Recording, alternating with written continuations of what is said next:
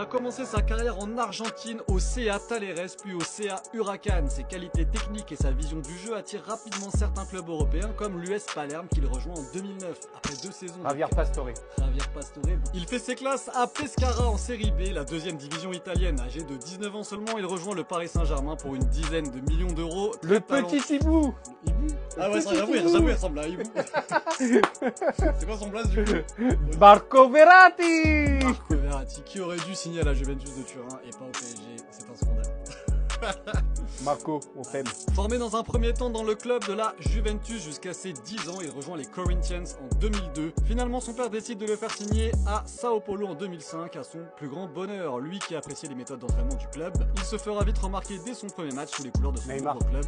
Non, en trouvant à 3 reprises la barre transversale alors qu'il est considéré comme la nouvelle pépite du prolifique centre de formation de Sao Paulo. Il devra attendre plusieurs mois avant d'intégrer l'effectif professionnel, puis l'arrivée de Paolo César Carpegiani pour s'imposer dans le 11 de départ du tricolore. Après les débuts très prometteurs, il remporte le titre de révélation du championnat du Brésil 2010, devenant l'un des joueurs les plus redoutés du championnat brésilien. 12 décembre 2012, la future recrue du Paris Saint-Germain joue alors son dernier match avec le club pauliste.